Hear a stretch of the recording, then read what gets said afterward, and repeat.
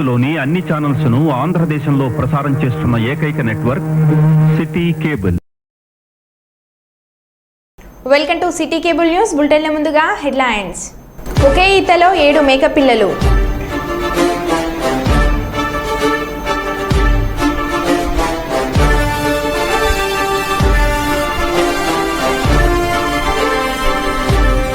గంజాయి కొన్నా సేవించిన విక్రయించిన కఠిన చర్యలు తప్పవు.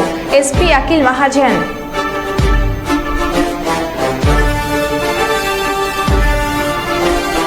తుఫాను బీభత్సానికి కారుపై పడ్డ విద్యుత్ స్తంభం.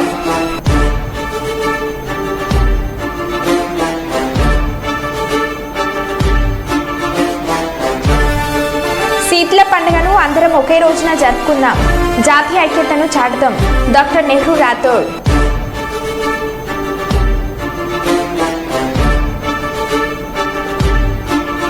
కుప్పంలో టీడీపీ ఫ్లెక్సీలు చించివేత.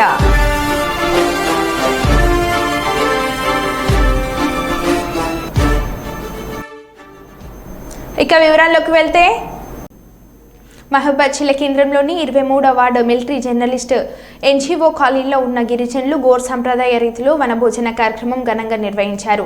సింధు నాగరికత నుంచి గోర్ బంజారాలు జరుపుకుంటున్న పండుగను కుటుంబ సభ్యులతో కలిసి ప్రతి సంవత్సరం చెట్ల కిందకు వచ్చి జరుపుకుంటారు. పంటలు బాగా పండాలని, వ్యాపారం బాగా జరగాలని, ఎలాంటి అనర్థాలు జరగకుండా కుటుంబంతో సంతోషమైన జీవితాన్ని ముందుకు సాగాలంటూ ప్రకృతిని పూజించుకొని ఆటపాటలు, డ్యాన్సులు చేస్తూ ఎంజాయ్ చేస్తారు.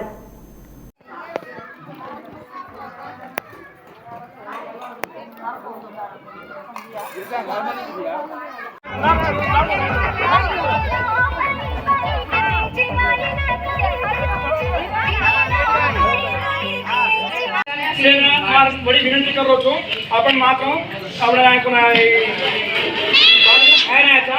इस पद्धति से अपन पंडल कर दो अपन क्वारी क्वारी है जैस है जैस सारो से भरण सारे साल लोग अपन पंडल का गानी अपन बेस भांजल गानी बेस भूल के चो बोली भूली डाले तो ये बोली भूली हम डाला अपन अपन जात में भूलता रेल भी पत्र भेजा था कोणता मैं के जावे कर रहा था जात काम करेंगे इसको लगभग हाथ फंटा नहीं अपने जात जाति सारू काम करना रिजर्वेशन अपन ले रहे जाते भूलदार तो కాబట్టి मैं कह रहा हूँ प्रत्येक पांडे मात्र 23 वार्ड गणना कर रहे थे मोहब्बत पूरी करने को प्रति पांडे कर रहे కాబట్టి सीधला मात्र अपन 9 तारीख मात्र कत कत अपन रिसेप्शन जहाँ वार्ड है वो तो निर्णय करने लेता वो तो कंपलसरी करा सेफ को तो एक बार काटा 5 किलो बोटी आता है लेता घर में पूरी काटा पांडे मात्र करा टीजी करा सेवन करता है जाते हैं आगे लेता अपन जाते हैं भूल जा रहे जाते वेश भूल गए बोली भूल जा रहे अपन कहीं चिता कोई सिखा रहे अपन जात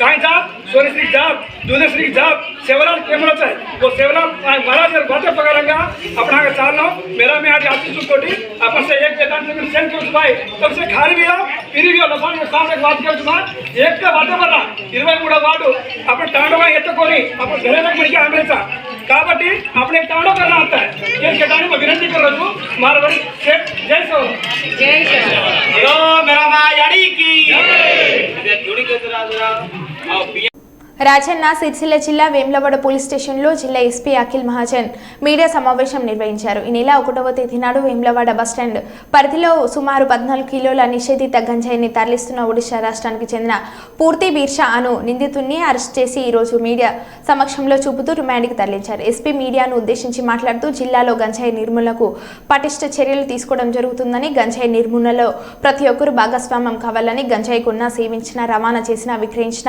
కఠిన చర్యలు తప్పవని ఈ సందర్భంగా ఎస్పీ హెచ్చరించారు.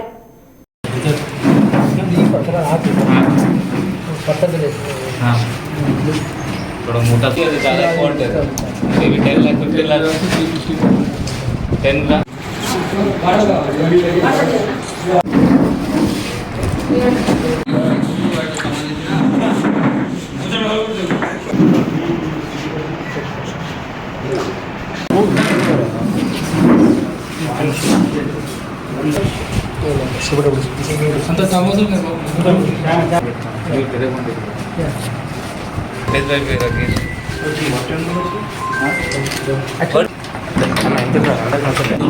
మొన్న రుద్రంగి కూడా వచ్చింది.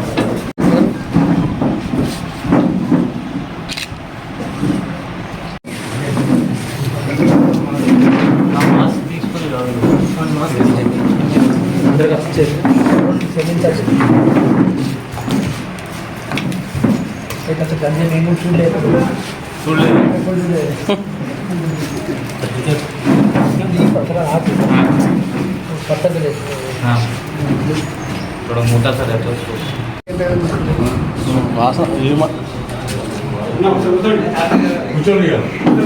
అక్యూజ్డ్ పూర్తి బిర్షా ఇతను మయూర్భంజ్ డిస్ట్రిక్ట్ ఒడిశా స్టేట్ చెందిన ఇతనికి ఇక్కడ మనం పట్టుకున్నాము, మన ఇన్ఫర్మేషన్ బట్టి పట్టుకున్నాము చక్కెపల్లి చౌరస్తా దగ్గర.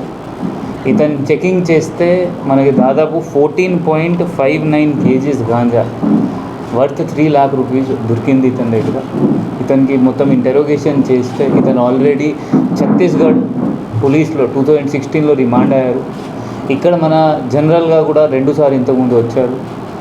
దానిలో ఇతను గ్రెనైట్ ఫ్యాక్టరీలో పని చేసిన వాళ్ళు, లేబర్ వర్క్ చేసిన వాళ్ళు, వేరే స్టేట్ వాళ్ళు ఉంటారు, వాళ్ళకి ఇతను అమ్ముతారు. ఇక్కడ వచ్చి చిన్న చిన్న బ్యాగ్స్ చేసి చిన్నది హాఫ్ ఒక ప్యాకెట్కి హాఫ్ చేసి వాళ్ళకి అమ్ముతారు.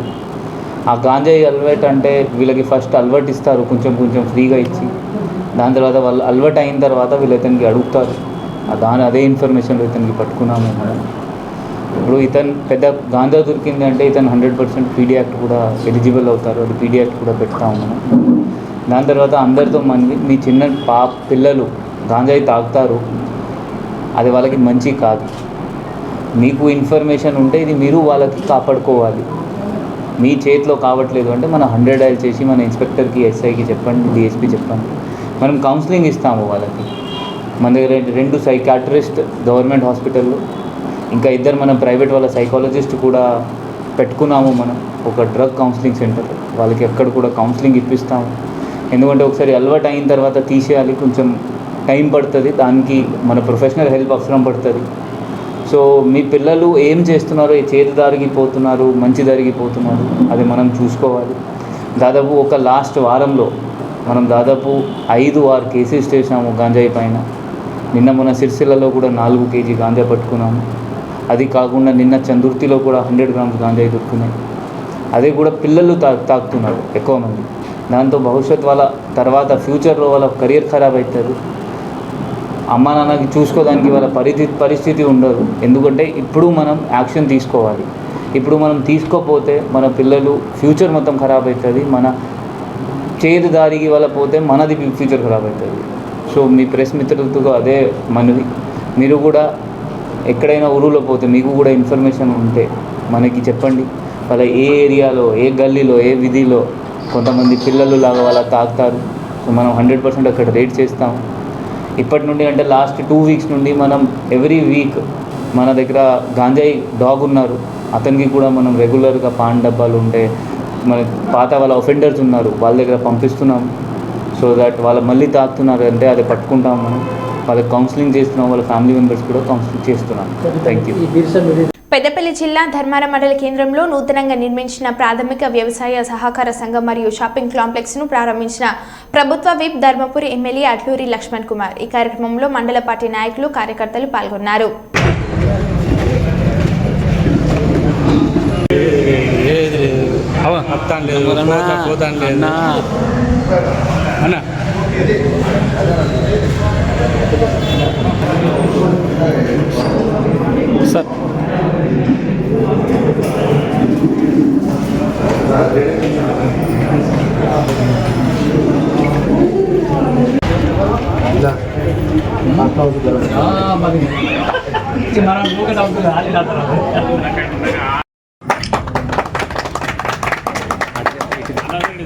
సార్ చూడు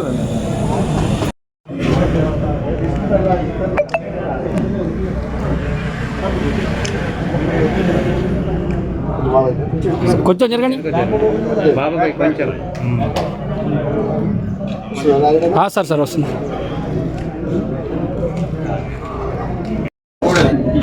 ధర్మారం మండలం అంటే రాజకీయంగా నాకు జన్మనిచ్చినటువంటి మండలం ప్రజలు.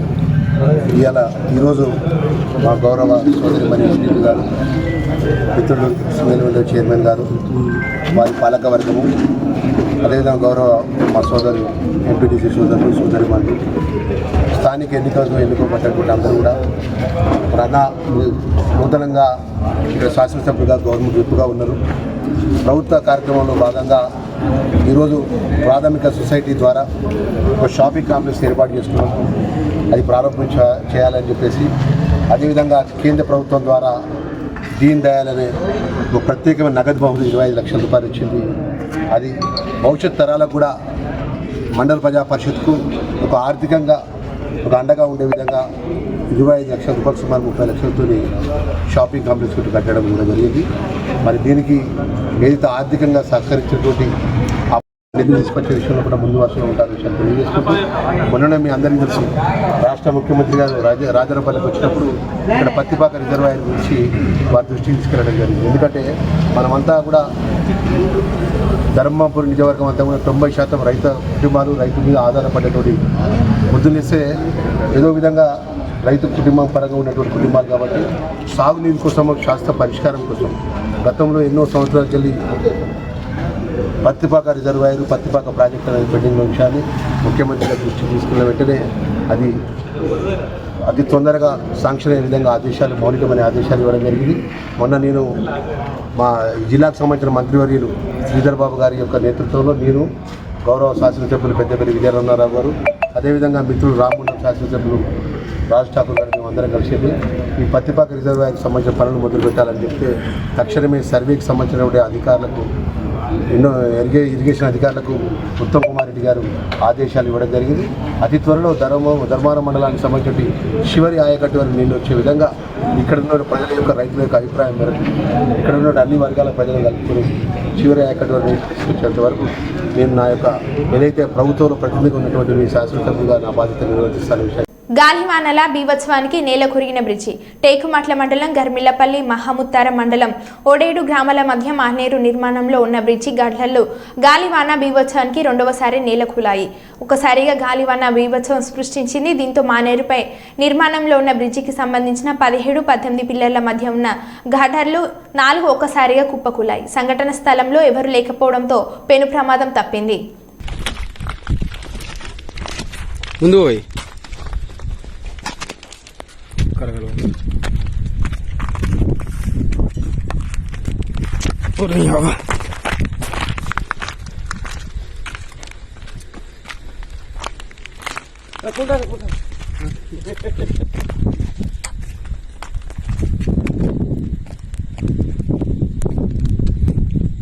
కారుపై పడ్డ విద్యుత్ స్తంభం. రాజస్థాన్లోని శ్రీ గంగానగర్ జిల్లాలో మంగళవారం తుఫాను బీభత్సం సృష్టించింది. రోడ్డుపై వెళ్తున్న కారుపై అకస్మాత్తుగా ఒక విద్యుత్ స్తంభం పడింది. అదృష్టవశాత్తు కారులో ఉన్న వారంతా క్షేమంగా బయటపడ్డారు. ఆ సమయంలో విద్యుత్ సరఫరా నిలిపివేయడంతో పెను ప్రమాదం తప్పింది. ఇతర వాహనదారులు పాదచారులకు సైతం ప్రమాదం వల్ల ఏమీ కాలేదు. దాంతో అక్కడున్న వారంతా ఊపిరి పీల్చుకున్నారు. ఈ వీడియో సోషల్ మీడియాలో తెగ వైరల్ అవుతుంది.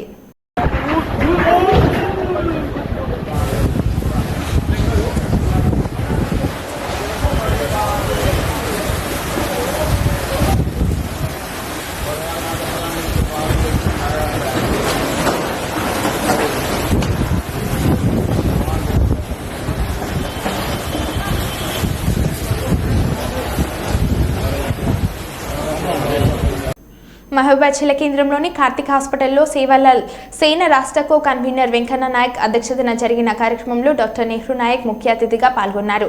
ఈ సందర్భంగా ఆయన మాట్లాడుతూ గోర్ బంజారాల పవిత్రమైన మొట్టమొదటి పండుగ శీత్లా పండుగను ఒకేసారి నిర్వహించాలని గత 10 సంవత్సరాలుగా సేవాలాల్ పైన సేన మరియు కుల పెద్దలు అన్ని సంఘాలను కలుపుకొని పెద్ద పూసల కార్తె మొదటి మంగళవారం రోజున అందరం ఒకేసారి జరుపుకొని జాతీయ ఐక్యతను చాటాలని పిలుపునిచ్చారు.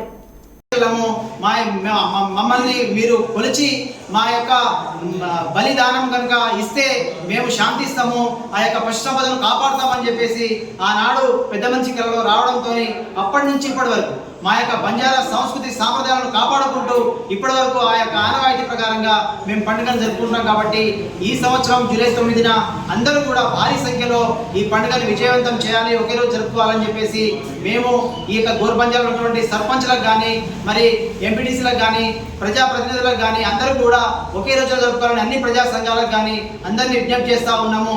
మరి ఒకే రోజు జరుపుకుంటే మనం సెలవు ప్రకటించే డిమాండ్ చేసే అవకాశం ఉంటుంది. కాబట్టి అందరూ కూడా ఘనంగా జరుపుకోవాలని చెప్పేసి అందరికీ శీతల పండుగ శుభాకాంక్షలు తెలియజేస్తాము. జై సేవల. మన దేశంలోని అన్ని ప్రాంతాల్లో ఒకే రోజు నిర్వహించుకునే విధంగా మనం ఒక నిర్ణయం తీసుకుందామని గత 10 సంవత్సరాల నుంచి ఎన్నో ప్రయత్నాలు చేస్తూ ఉన్నాం.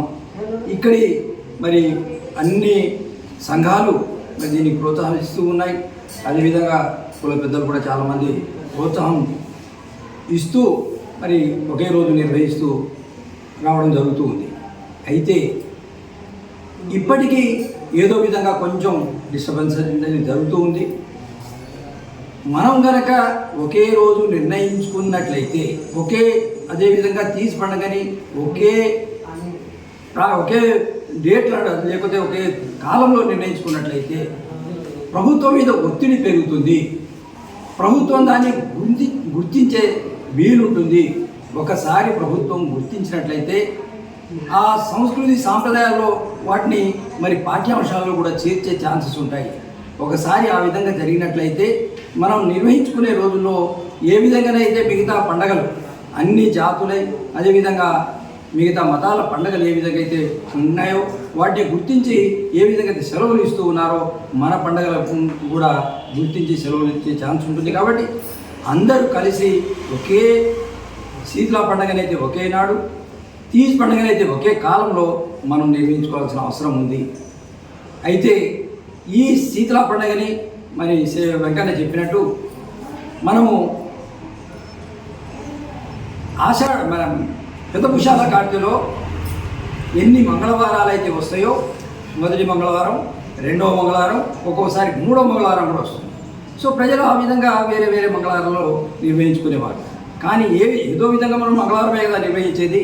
అందరం కలిసి మొదటి మంగళవారమే నిర్వహించుకున్నట్లయితే ఎక్కడ విద్యార్థులు ఏ కాలేజీలో ఏ స్కూల్లో ఎక్కడ ఉన్నా, అదేవిధంగా ఎంప్లాయీస్ ఎక్కడ ఉన్నా, ఎవరు ఏ రంగాల్లో వివిధ ప్రాంతాల్లో ఉన్నా కూడా వారి వారి తండాలు వారు చేరుకొని ఈ పండుగను అందరు కలిసి నిర్వహించుకునే విధంగా ఉంటుంది. కాబట్టి మొదటి మంగళవారం నిర్వహించుకోవాలని ఒక డేట్ని డిసైడ్ చేయడం జరిగింది.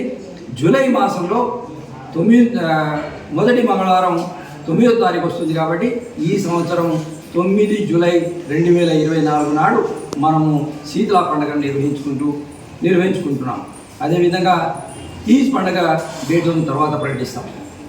అయితే ఇప్పటికే మీకు చెప్తున్నారు, అడవుల్లో ఉండే లంబాడీలు ఆ పండుగలను నిర్వహిస్తూ వారు ఆ రోజుల్లో భూమి మీద అదేవిధంగా పశుపక్షాదుల మీదనే ఆధారపడి జీవించేవారు. కాబట్టి వారి ప్రాంతంలో ఆ భూమి కానీ, భూమిలో పండే పంట కానీ, అదేవిధంగా వాటికి ఉపయోగపడే ఈ జంతుజాలాలన్నీ ఆరోగ్యంగా ఉండాలనే ఉద్దేశంతో వర్షాకాలం రావడంతోనే ఏ విధంగా అయితే వైరల్ జ్వరాలు వస్తూ ఉంటాయో, వైరల్ జ్వరాలే మరి గాలికుంటు వ్యాధికి కారణం. కాబట్టి పశువులలో గాలికుంటు వ్యాధిని వచ్చి పశువులు మేత మేయకపోవడం, కనీసం నడిచి పొలాల్లో కానీ బయటికి కానీ పోకపోవడం ఆ విధంగా జరుగుతుంటుంది. కాబట్టి వాటిని మనం ఏదో రకంగా మందులు ఇచ్చి వాటిని ఒకే ఈతలో 1 నుంచి 2 మేకపిల్లలు జన్మించడం సాధారణంగా చూస్తాం.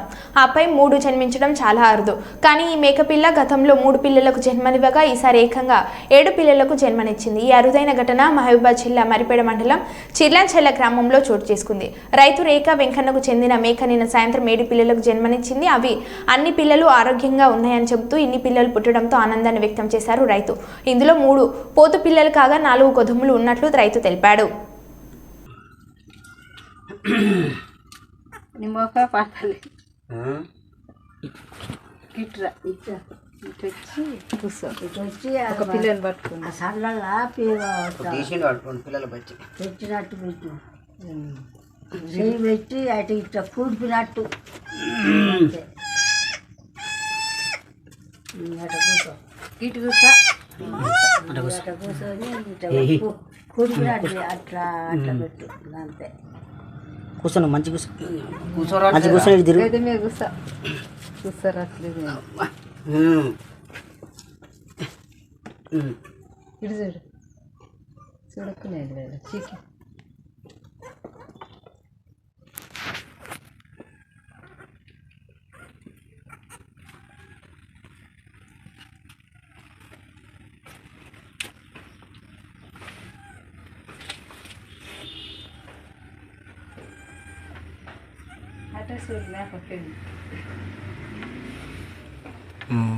ఓకే.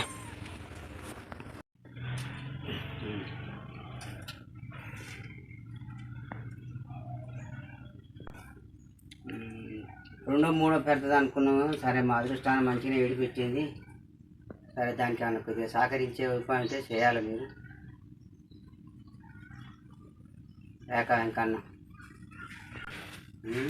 రేఖ వెంకన్న చిల్లంచెర్ల మండలం మరిపేడ జిల్లా.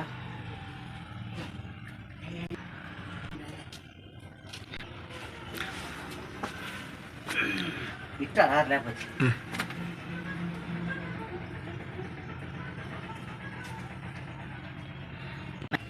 మా అమ్మ మంచి రెండో మూడో ఎత్తుంది అనుకున్నాం. ఓకే. భద్రాద్రి జిల్లా టేకులపల్లి మండలం రోళ్లపాడు వద్ద గతంలో మాజీ సీఎం కేసీఆర్ శంకుస్థాపన చేసిన రోడ్లపాడు ప్రాంతంలో పలు పార్టీల ఆధ్వర్యంలో మాజీ ఎమ్మెల్యేలు గుమ్మడి నర్సయ్య, హరిప్రియ నిరసన నిర్వహించారు. సీతారామ ప్రాజెక్టుకు రే డిజైన్ తీరుతో ఇల్లందు నియోజకవర్గానికి తీవ్ర అన్యాయం జరుగుతుందని మాజీ ఎమ్మెల్యేలు ఆందోళన వ్యక్తం చేశారు. మాజీ ఎమ్మెల్యే గుమ్మడి నర్సయ్య మాట్లాడుతూ గతంలో కేసీఆర్ శంకుస్థాపన చేసిన రోళ్లపాడు వద్ద బ్యాలెన్స్ రిజర్వాయర్ నిర్మించాలని ఇల్లందు నియోజకవర్గానికి గోదావరి జిల్లాలో తీసుకురాకుండా వైర నియోజకవర్గం జూలూరుపాడు, చంద్రుగొండ, సుజాత నగర్, సత్తుపల్లి, ఎన్కూరు ప్రాంతాలకు జలాలు తరలించేలా చేస్తున్నారని ఆవేదన వ్యక్తం చేశారు. సమస్యలపై అన్ని పార్టీలతో కలిసి సీఎంని కలుస్తామని, ఇల్లందు నియోజకవర్గానికి అన్యాయం జరిగితే అన్ని పార్టీలతో కలిసి ఐక్యంగా ఉద్యమిస్తామని అన్నారు. సీతారామ ప్రాజెక్టు పేరు వచ్చింది. ఈడ సీతారామ ప్రాజెక్టు పేరుతోటి కేసీఆర్ గారు పెద్ద మీటింగ్ కూడా పెట్టి శంకుస్థాపన చేసిపోయిండు. ఆ నీళ్ళని ఇక్కడికి తీసుకొచ్చిన తర్వాత ఈ నుంచి జిల్లాకు మొత్తానికి పారే ఏర్పాట్లు చేయటానికి ప్లాన్ జరిగింది. ఆ ప్లాన్ ప్రకారంగా నైషా ఇవన్నీ అయినాయి. అన్నీ అయిపోయిన తర్వాత లాస్ట్కి వచ్చేటప్పటికి రీడిజైన్ అనేటువంటి పేరుతోటి ఈ నీళ్ళు ఇటు ఆ దుమ్ముగూడెం నీళ్లు ఇటు రాకుండా మళ్ళా ఆ గోదావరి ఆంధ్ర ప్రాంతానికి ఉపయోగపడే పద్ధతుల్లో తీసుకుపోతున్నారు. ఆ పద్ధతుల్లో మొన్న తుమ్మల నాగేశ్వరరావు గారు వ్యవసాయ శాఖ మంత్రి మోటార్ లాంచ్ చేయడం కూడా జరిగింది. ఇక్కడ ఉన్నటువంటి ఈ జిల్లాకు సంబంధించి కానీ ఇల్లెందు నియోజకవర్గానికి సంబంధించి కానీ ఎప్పటి నుంచో ఎదురు చూస్తున్నటువంటి ఈ ప్రాజెక్టు నీరు, ఈ గోదావరి నీరు ఇటు రాకుండా మళ్ళా గోదావరి అమ్మటే పోతున్నటువంటిది పీకపోయినటువంటి పరిస్థితి. అందుకని మేము ఇప్పుడు మా డిమాండ్ ఏంటంటే ఇల్లెందు కాన్స్టిట్యున్సీ మొత్తం కూడా ఈ గోదావరి నీళ్ళతోటి సస్యశ్యామలం కావాలని ఇల్లెందుకు జరుగుతున్నటువంటి ఇబ్బందిని వారికి వివరించి 3,220 కోట్ల రూపాయలతోటి ఇల్లెందు నియోజకవర్గంలోని అన్ని మండలాలు సస్యశ్యామలం అయ్యేటట్టుగా ఈ రోళ్లపాడుని కేంద్రంగా చేసుకుని టేకులపల్లి మండలం మొత్తం కూడాను పచ్చగా విరసిల్లేటట్టుగా మరలా డిపిఆర్ని కూడా మరి అడ్మినిస్ట్రేటివ్ శాంక్షనింగ్ కూడా తీసుకోవడం జరిగింది. ఫైల్ అంతా కూడా 3,220 కోట్ల రూపాయల ఫైలు మరి ఫైనాన్స్ దగ్గర పెండింగ్ ఉండే ఈ లోపల ఎలక్షన్స్ వచ్చినాయి. ఈనాడు కూడా మరలా ఇల్లెందుకు అన్యాయం చేయడానికి మరలా అదే మంత్రి గారు, ఇప్పుడు 3 మంత్రులు ఉన్నారు, మరలా ఇక్కడ ఉన్నటువంటి అదే ఎమ్మెల్యే కోరం కనకయ్య గారు ఉన్నారు. మరొక్కసారి ఇల్లెందు నియోజకవర్గ ప్రజలకు, ఇల్లెందు నియోజకవర్గ ప్రాంతానికి మరలా అన్యాయం చేయబోతున్నారు. ఎట్టి పరిస్థితిలో ఇది సహించబోయేది లేదు. మిమ్మల్ని అందరినీ కూడా కోరేది ఒకటే, ఇల్లెందు అనేది ఇందాక మాజీ ఎమ్మెల్యే గారు అన్నట్టుగా ఇల్లెందు అనేది అత్యంత ఎత్తైనటువంటి ప్రాంతము. మరి ఇక్కడ కనుక నీళ్ళని స్టోర్ చేస్తే కిందకు ఉన్నటువంటి గ్రావిటీ తోటి అన్ని మిగిలిన నియోజకవర్గాలకు కూడా పచ్చగా విరసిల్లేటట్టు పొలాలకు పండించే సాగునీరు అందించేటటువంటి ప్రాంతం. మరి అటువంటి ప్రాంతానికి ఈరోజు ఇల్లెందు చుట్టూరా మరి ఇల్లెందు నియోజకవర్గం మీద నుంచి మళ్ళీ పాలేరుకు, డోర్నకల్కు, మహబాద్కు నీళ్ళు అందుతున్నాయి, కానీ మధ్యలో ఉన్నటువంటి ఇల్లెందుని ఎండగడతా ఉన్నారు. మరి ఏదైతే డిపిఆర్ ఓకే అయ్యి 3,220 కోట్లు బీఆర్ఎస్ గవర్నమెంట్ ఇచ్చిందో అదే మరి ప్రాజెక్టుని కొనసాగించే విధంగా, ఎందుకంటే గ్లోబల్ ఏజెన్సీ వాళ్ళు కూడా సర్వే చేయడం జరిగింది. దాదాపుగా 8 కోట్ల రూపాయలతోటి పూర్తి స్థాయిలో ఎక్కడ అటవీ ప్రాంతం ఉంది, ఎక్కడ సింగరేణి రైల్వే ప్రాంతాలు ఉన్నాయో వాటన్నిటిని కూడా సవరిస్తూ పూర్తి స్థాయిలో సర్వే చేయడం జరిగింది. మరి ఆ సర్వే చేసినటువంటి ఆ ప్రాజెక్ట్ని యథావిధంగా కొనసాగించి ఇల్లెందు యావత్తుకు నీరు అందించాల్సిందిగా మేము డిమాండ్ చేస్తూ ఉన్నాము. లేని పక్షంలో మరి అఖిలపక్షం అందరం కలిసి మరి ఉద్యమించడానికి కూడా సిద్ధంగా ఉన్నాము అనేసి హెచ్చరిస్తూ, మరి ఇక్కడ ఉండేటటువంటి ఎమ్మెల్యే ఆనాడు చేతగాని ఎమ్మెల్యేగా మిగిలారు. మరొక్కసారి మీకు అవకాశం ఇక్కడ ప్రజలు అందించినప్పుడు దయచేసి చేతగాని ఎమ్మెల్యేగా మిగలకండి అనేసి మరొక్కసారి మీకు తెలియజేసుకుంటూ, ఇల్లెందు ప్రజల బాగు కోరండి, ఇల్లెందు ప్రజలందరికీ కూడా నీళ్ళు అందించండి. ఆల్రెడీ మరి హాస్పిటల్ కానివ్వండి, మిగిలినవన్నీ కూడా గత 5 సంవత్సరాలుగా జరిగినవన్నీ కూడా మళ్ళీ వెనక్కి వెళ్ళిపోయి ఇక్కడ ప్రాంత ప్రజలకు అందరికీ కూడా అన్యాయం జరుగుతూ ఉంది. దయచేసి వీటన్నిటిని కూడా మరి ప్రభుత్వం దృష్టికి తీసుకువెళ్ళి ఇక్కడ ప్రాంత ప్రజలకు న్యాయం చేయాలి అనేసి మేము డిమాండ్ చేస్తా ఉన్నాం. మరో బులెటిన్లో మళ్ళీ కలుద్దాం. Stay tuned.